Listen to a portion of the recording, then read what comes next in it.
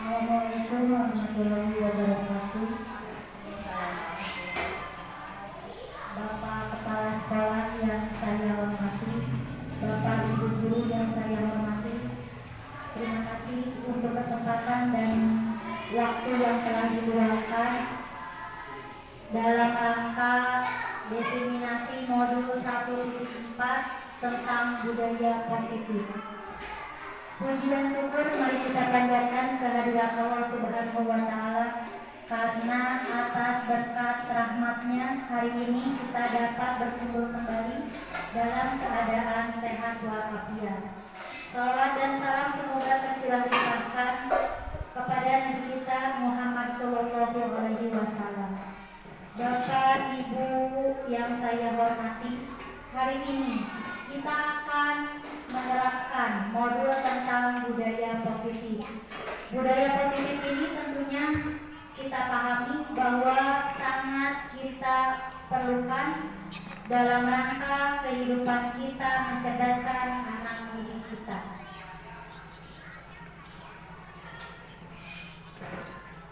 Konsep utama modul 1.4 tentang budaya positif yaitu: 1. Tentang perubahan paradigma belajar, disiplin positif, kebutuhan dasar manusia, motivasi perilaku manusia, posisi kontrol manusia, keyakinan kelas, dan segitiga restitusi. Tentunya ini semua sangat kita perlukan ketika kita berhadapan dengan peserta didik kita di kelas.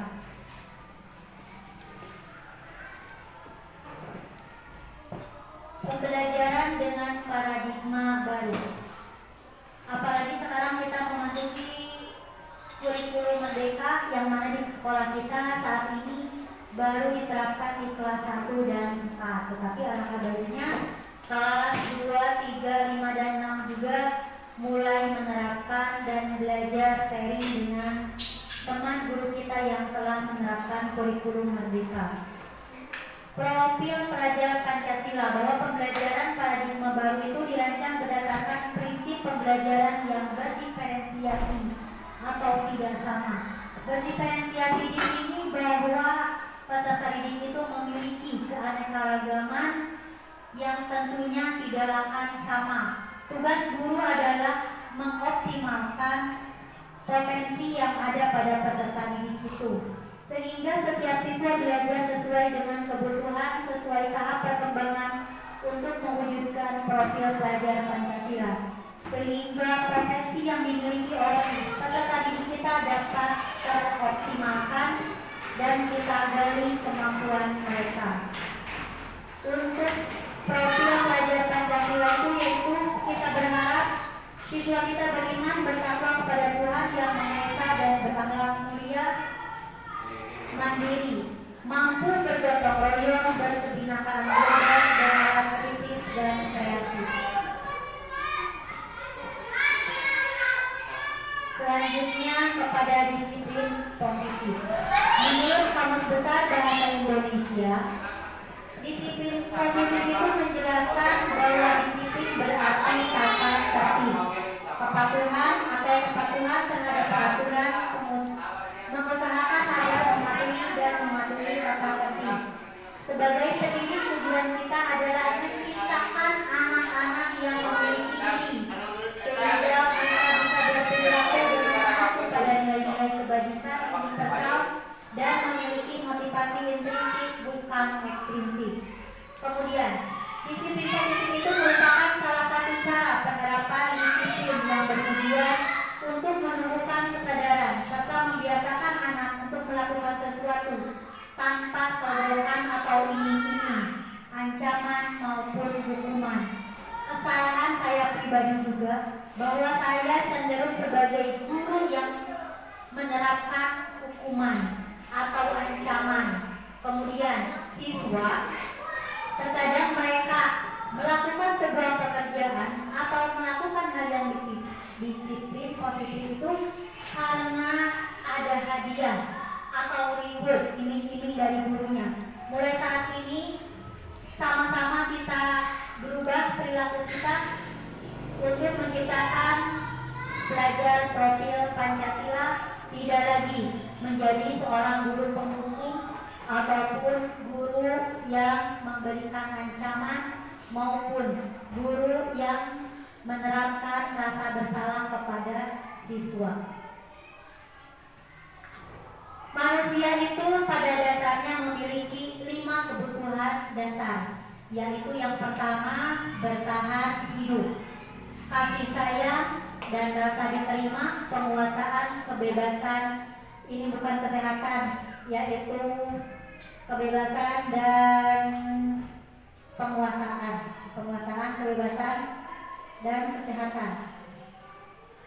Bertahan hidup di sini, semua manusia memiliki sifat untuk bertahan hidup. Contohnya bertahan hidup adalah manusia yang harus makan, tempat tinggal, pakaian, itu bertahan hidup. Di sini saya memiliki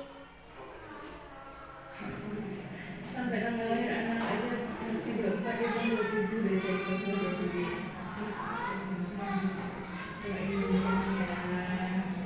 Terima kasih dulu semuanya. Terima kasih semuanya. Doain aja semoga prosesnya tetap berjalan biar bisa cepat di sana. Amin. 5 kebutuhan dasar manusia. Yang pertama adalah kebutuhan bertahan hidup. Nah, kebutuhan bertahan hidup ini adalah kebutuhan yang bersifat fisiologis untuk bertahan hidup, misalnya kesehatan, rumah, dan makanan. Kebutuhan biologis sebagai bagian dari proses reproduksi termasuk kebutuhan untuk tetap bertahan hidup. Komponen psikologis pada kebutuhan ini meliputi kebutuhan akan perasaan aman, seperti siswa yang terkadang mereka untuk kebutuhan bertahan hidup ini ketika mereka tidak diberikan bekal oleh orang tuanya, terkadang di kelas itu siswa menjadi seorang siswa yang bukan pembeli, tapi dia bisa merebut makanan dari temannya. Kita tidak bisa menyalahkan siswa itu, tapi terlebih dahulu kita harus menelusuri kenapa siswa tersebut sampai melakukan hal demikian. Tugas guru adalah mencari di mana letak titik masalah itu timbul. Kemudian kebutuhan manusia yang kedua adalah kasih sayang dan rasa diterima. Siswa kita semuanya memerlukan kasih sayang dari gurunya. Kebutuhan ini dan 3 kebutuhan berikutnya adalah kebutuhan psikologis. Ketika kita membentak siswa kita atau kita menjadi seorang guru penghukum, maka siswa merasa tidak diperhatikan, merasa tidak disayangi oleh gurunya. Kebutuhan untuk disayangi dan diterima meliputi kebutuhan akan hubungan dan koneksi sosial, kebutuhan untuk memberi dan menerima kasih sayang, dan kebutuhan untuk merasa menjadi bagian dari suatu kelompok. Kebutuhan ini juga meliputi keinginan untuk tetap terhubung dengan orang lain, seperti teman, pasangan hidup, teman kerja, binatang peliharaan, dan kelompok di mana kita bergabung. Anak-anak sangat memiliki kebutuhan dasar kasih sayang dan rasa diterima yang tinggi, sehingga terkadang mereka melakukan hal-hal yang memang di luar prediksi kita. Padahal itu semua untuk menunjukkan mereka ingin kita perhatikan. Kemudian kebutuhan dasar yang ketiga adalah kebutuhan penguasaan atau kebutuhan pengakuan atas kemampuan. Setiap siswa yang terdiferensiasi tentunya memiliki kemampuan yang berbeda-beda. Kita tidak bisa memaksakan semua siswa itu sama. Guru di sini hanya menyemai benih itu, memberikan pupuk, memberikan rasa kasih sayang, memberikan rasa kasih aman, sehingga kemampuan yang dimiliki oleh siswa dapat mereka tonjolkan. Nah, di sini sebagai penguasaan mereka akan menunjukkan kebutuhan ini terhubung dengan kekuatan untuk mencapai sesuatu, menjadi kompeten, menjadi terampil, diakui atas prestasi dan keterampilan kita. Didengarkan dan dimiliki rasa harga diri. Kebutuhan ini meliputi kebutuhan keinginan untuk dianggap berharga, bisa membuat perbedaan, bisa membuat pencapaian, kompeten, diakui, dihormati. Nah, kebutuhan seperti ini harus terpenuhi oleh setiap peserta didik kita. Kemudian kebebasan. Dengan kita sekarang ini memakai kurikulum merdeka, bahwa siswa semuanya memiliki kebutuhan akan pilihan. Kebutuhan untuk bebas adalah kebutuhan akan kemandirian, otonomi, memiliki pilihan dan mampu mengendalikan arah hidup seseorang. Anak dengan kebutuhan kebebasan yang tinggi menginginkan pilihan. Mereka perlu banyak bergerak, suka mencoba-coba, tidak terlalu terpengaruh orang lain dan senang mencoba hal baru dan menarik. Kemudian, kebutuhan yang terakhir adalah kebutuhan kesenangan. Kebutuhan untuk merasa senang. Kebutuhan anak kesenangan adalah kebutuhan untuk mencari kesenangan, bermain dan tertawa. Apalagi siswa sekolah dasar berada pada usia yang memerlukan kesenangan, kebutuhan bermain mereka harus terpenuhi, operasional konkret. Jadi guru tidak selamanya memberikan materi secara ceramah, hanya guru sebagai pusatnya, tetapi siswa di sini harus seimbang, kesenangannya mereka terpenuhi. Dasar menghubungkan kebutuhan akan kesenangan dengan belajar. Semua hewan dengan tingkat intelijensi tinggi seperti anjing, lumba-lumba, primata dan lain-lain bermain. Saat mereka bermain, mereka mempelajari keterampilan hidup yang penting. Manusia tidak berbeda. Anak-anak dengan kebutuhan dasar kesenangan yang tinggi biasanya ingin menikmati apa yang dilakukan. Mereka juga bisa berkonsentrasi dengan tinggi saat mengerjakan hal yang disenangi. Mereka suka permainan dan suka mengoleksi barang, suka bergurau, suka melucu dan juga menggemaskan. Bahkan saat mereka bertingkah laku buruk, mereka masih terlihat lucu. Nah, jadi kemampuan dasar manusia ini harus kita penuhi semua peserta didik kita supaya mereka menemukan jati dirinya. Jadi guru tidak membatasi bahwa siswa itu harus sesuai dengan keinginan guru. Justru guru di sini hanya menyemai benih-benih itu untuk menunjukkan identitas dan jati diri dari peserta didik.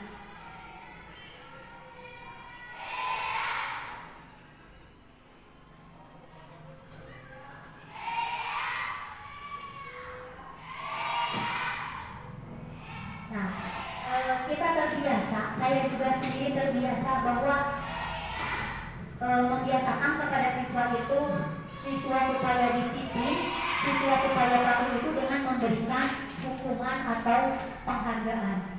Anak jadi patuh karena takut dihukum.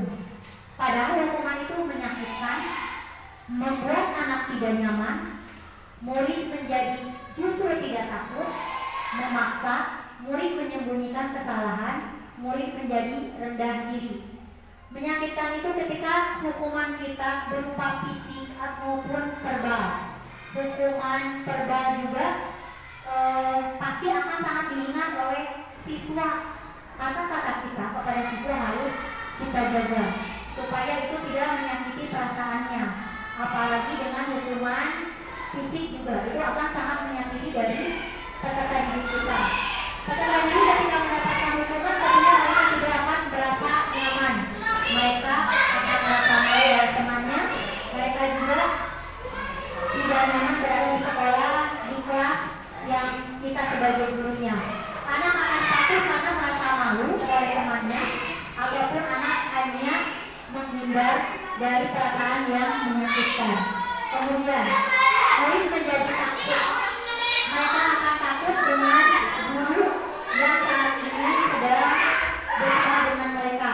Mereka tidak akan bisa memberikan ekspresi diri yang sesungguhnya karena akan takut dengan hukuman itu. Kemudian hukuman juga sifatnya memaksa.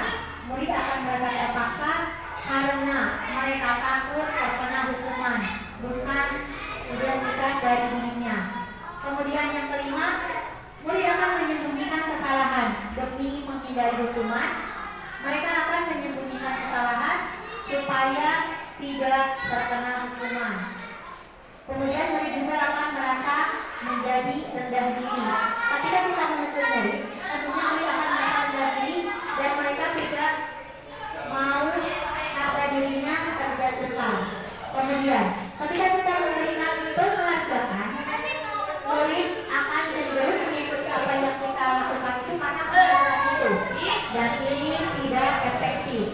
Hanya sifatnya sebatas dari penghargaan yang diberikan oleh guru tersebut. Kemudian, penghargaan ini juga akan merusak hubungan. Ketika siswa yang lain mendapatkan penghargaan dan yang lain tidak, tentunya ini akan menimbulkan rasa iri dari temannya. Kemudian, penghargaan juga akan mematikan kreativitas. Mereka akan terpaku dari penghargaan yang kita berikan. Mengukur dengan sistem ranking juga ini sebetulnya tidak boleh. Tidak boleh mengukur dengan sistem ranking, karena meskipun itu tujuan kita memberikan penghargaan, tapi itu ketika siswa kita tidak mendapatkan ranking, maka motivasi mereka akan menurun. Kemudian ini juga akan penghargaan itu akan merampas hak menghargai dirinya. Siswa yang tidak mendapatkan penghargaan akan merasa terampas harga dirinya. Mari kita sama-sama merubah diri, mengupgrade diri untuk menjadi guru yang sesuai dengan filosofi Ki Hajar Dewantara. Yang selama ini kesalahan kita yang telah kita lakukan, semoga bisa kita perbaiki. Kemudian, motivasi merupakan dorongan yang timbul dari diri seseorang secara sadar atau tidak sadar untuk melakukan sesuatu tindakan dengan tujuan tertentu. Menghindari ketidaknyamanan dan hukuman.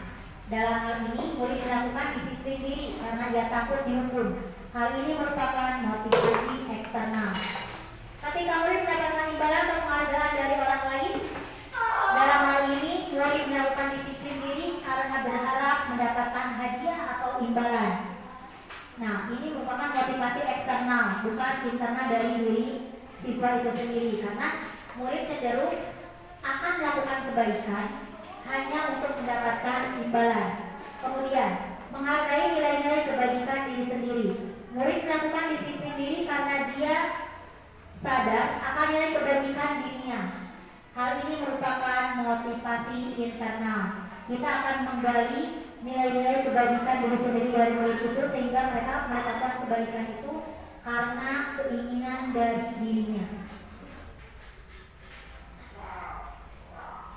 Nah, ada identitas yang sukses. Tadi identitas yang gagal adalah hukuman dan pemberian hadiah.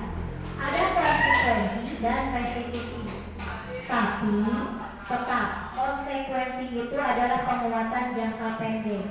Jika kamu tidak melakukan ini, maka kamu akan mendapatkan itu, misalkan. Itu akan siswa lakukan dalam jangka pendek. Tapi dalam restitusi justru murid akan bertanggung jawab untuk berperilaku, dan itu jangkanya sangat panjang, akan mereka bawa dalam kehidupan mereka kelak.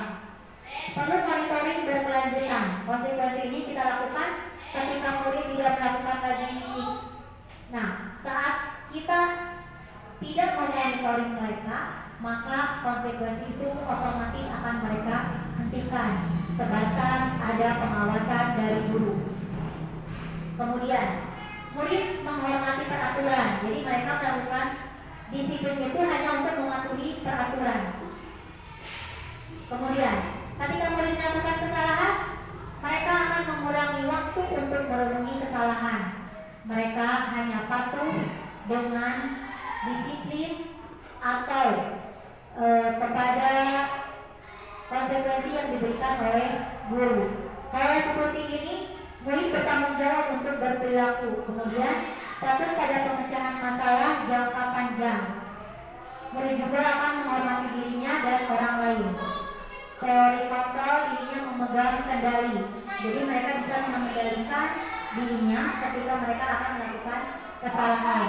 Yang terakhir, murid bersemangat memperbaiki kesalahannya. Ketika mereka melakukan kesalahan, dengan restitusi ini, murid sendiri akan memperbaiki kesalahan itu dan mereka menyadari akan kesalahan sehingga tidak akan melakukan kesalahan yang sama. Konsep disiplin dengan pendekatan restitusi, yaitu sebuah cara penanaman budaya positif pada siswa. Restitusi sendiri adalah proses menciptakan kondisi bagi murid untuk memperbaiki kesalahan mereka sehingga mereka bisa kembali pada kelompok mereka dengan karakter yang lebih baik. Nah, itu adalah restitusi. Jadi ketika murid melakukan kesalahan, mereka akan memperbaiki diri dengan kesalahan itu, dan kita berharap murid tidak akan melakukan kesalahan kembali.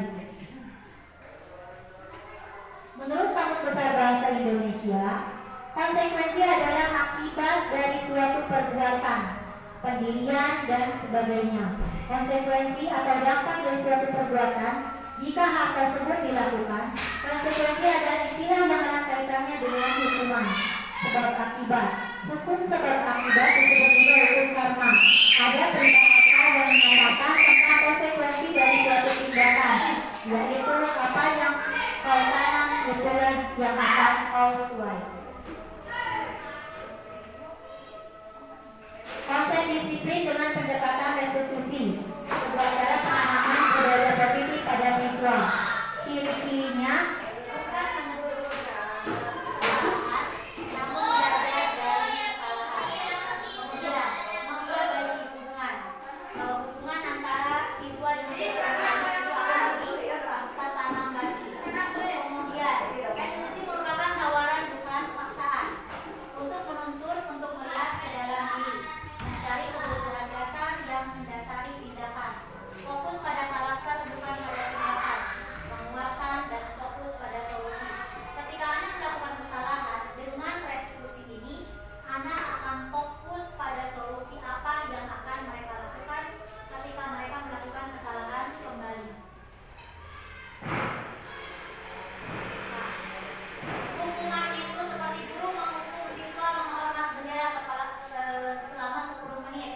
Misalkan ketika siswa terlambat datang ke sekolah, kemudian guru memberikan hukuman menghormat di lapangan, lari di lapangan, itu adalah sebuah hukuman karena tidak sesuai dengan apa yang mereka lakukan. Kemudian itu juga sifatnya menyakiti perasaan maupun dari fisik siswa.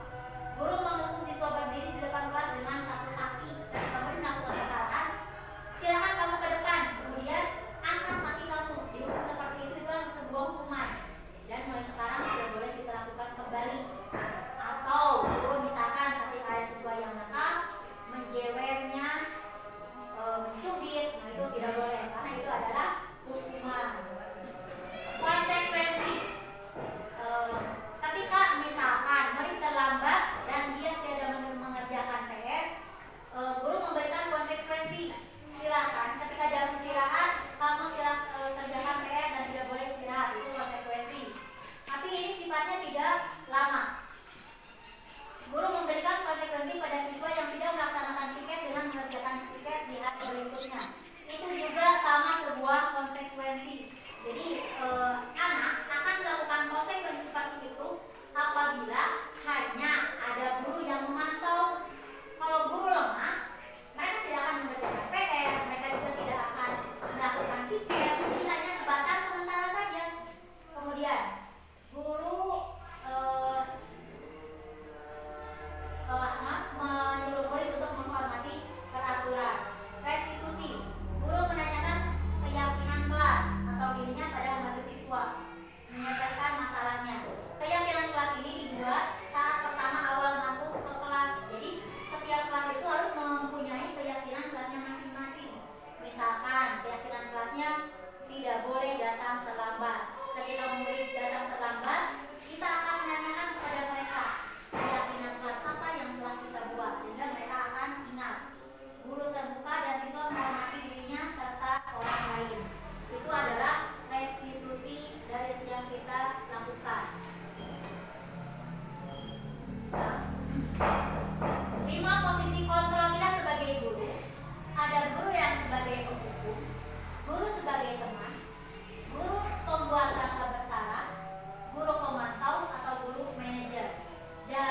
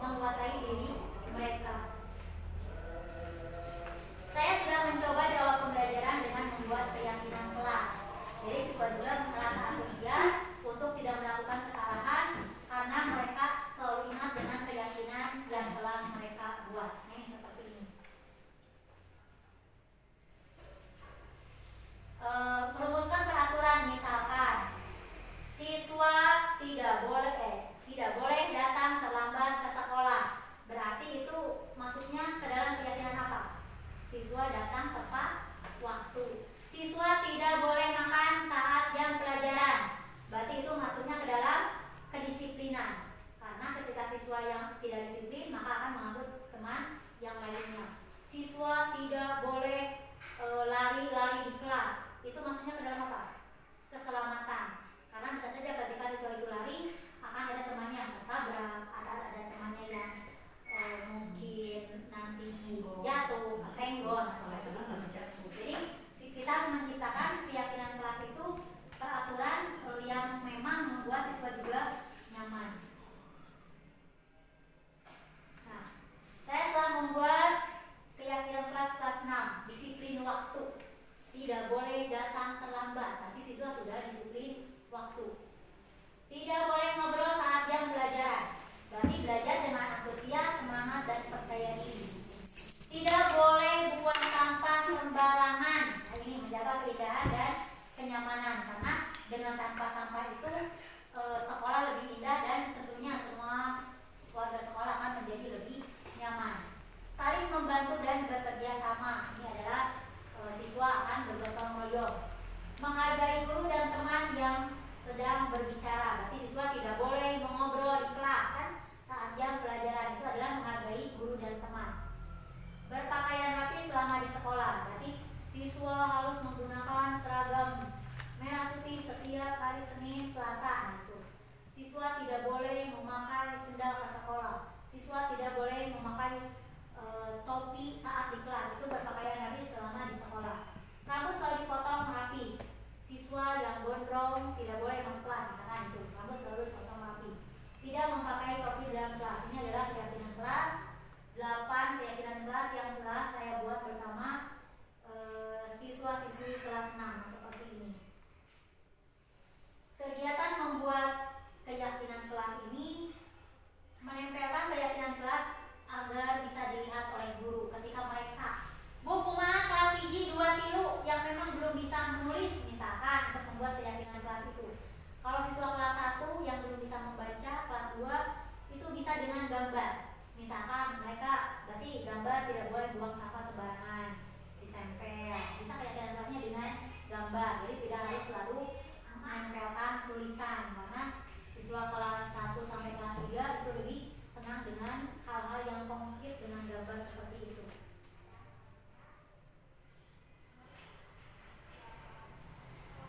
Bagaimana membuat peraturan kelas? Yang pertama lebih abstrak dari peraturan. Yang kedua berupaya penyataan yang universal. Dibuat dalam bentuk positif. Kata-katanya simpel agar mudah diingat. Kemudian semua warga kelas atau warga sekolah dilibatkan. Jadi bukan guru yang membuat. Kalau peraturan dibuat oleh guru, sementara keyakinan kelas harus dibuat oleh guru dan semua siswa. Kemudian sesuai dengan kondisi kelas atau kondisi sekolah agar mudah diterapkan. Jadi kita tidak bisa menerapkan misalkan harus membawa gadget setiap hari apa karena ada pelajaran apa misalkan itu tidak karena kondisi sekolah peserta didik kita tidak memungkinkan. Kita bisa menggantinya misalkan dengan fasilitas yang ada di sekolah dan siswa akan saling bergantian. Jadi keyakinan kelas yang kita buat bersama siswa itu sebaiknya itu dibuat oleh semua warga sekolah. Yang terakhir adalah segitiga restitusi.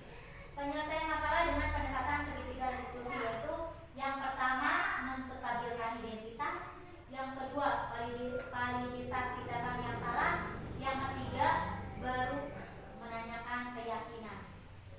Misalkan menstabilkan identitas. Tidak apa-apa kamu melakukan itu. Ibu juga sama pernah melakukan itu. Jadi anak jangan disalahkan seperti itu. Supaya mereka bisa terbuka dan diajak ngobrol kesalahan apa yang telah mereka lakukan. Cenderung anak tidak menutup-nutupi. Yang kedua, validitas tindakan yang salah. Kenapa kamu melakukan hal itu? Kenapa kamu sampai salah?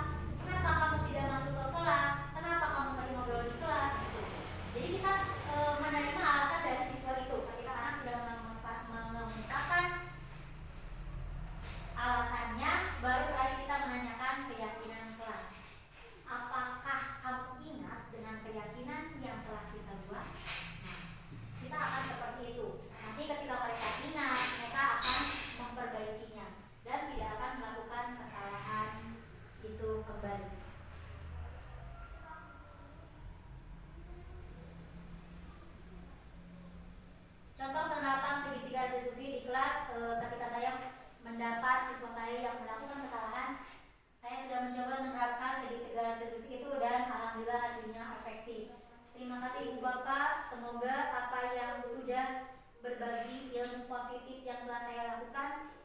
bermanfaat untuk ibu bapak